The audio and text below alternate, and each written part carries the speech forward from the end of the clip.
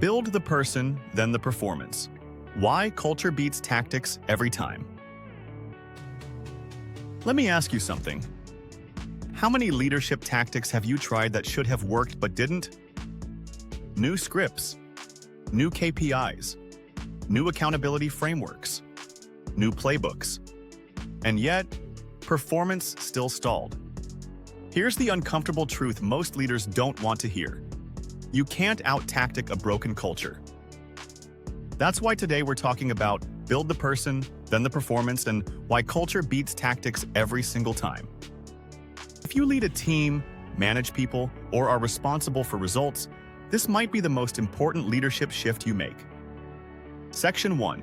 The lie leaders are sold. Most leadership advice starts with performance. Hit the number.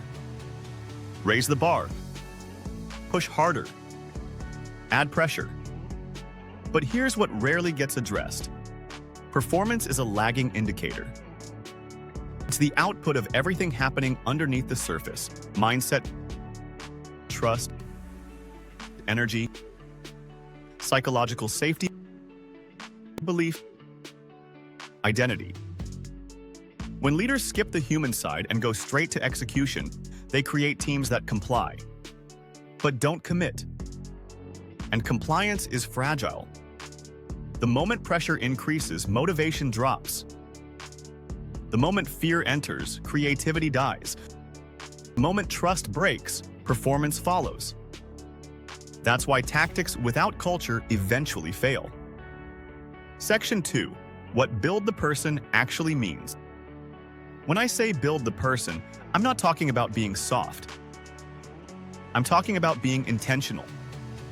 Building the person means developing mindset under pressure, emotional resilience, confidence and ownership, clarity of role and expectations, trust between leader and team, energy management, not burnout. Great leaders understand this. People don't show up as workers. They show up as humans first. And if you don't invest in the human, you'll always be chasing performance instead of sustaining it. This is why high-trust cultures outperform high-pressure cultures over time. Section 3. Culture is built in the small moments. Here's where leaders miss it. Culture is not your mission statement. It's not your all-hands meeting. It's not your values slide. Culture is built in. How you speak to people when results slip. How you respond when someone makes a mistake. Whether people feel safe telling you the truth. Whether accountability feels fair or personal. Whether effort is recognized, not just outcomes. The way you show up in ordinary moments becomes the standard for extraordinary ones. That's why culture always wins. Because culture is what people rely on when no one is watching. Section 4. Why tactics fail without trust. Let's be real. Most teams don't fail because they lack skill.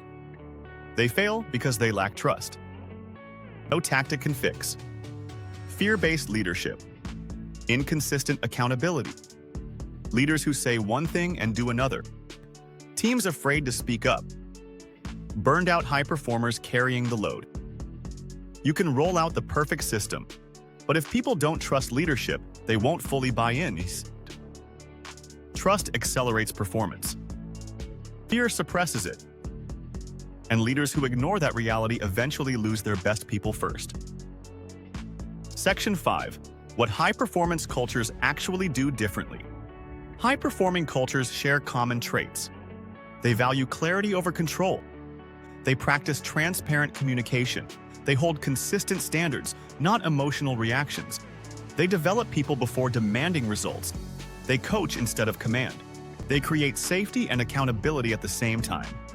This is the foundation of sustainable leadership. When people feel seen, heard, and supported, they give more, stay longer, push harder, and take ownership without being forced. That's how performance becomes durable. Section 6. From culture to results. Here's the formula most leaders get backward. They try to fix performance to save culture. Great leaders do the opposite. They fix culture so performance fixes itself. When you build the person, confidence improves, decision-making improves, communication improves, engagement improves. Results follow naturally. That's not theory. That's leadership reality. In closing, if this message resonates, it's because you already know it's true.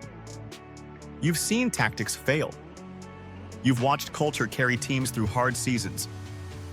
You've felt the difference between pressure and trust. That's exactly why I wrote Build the Person, Then the Performance.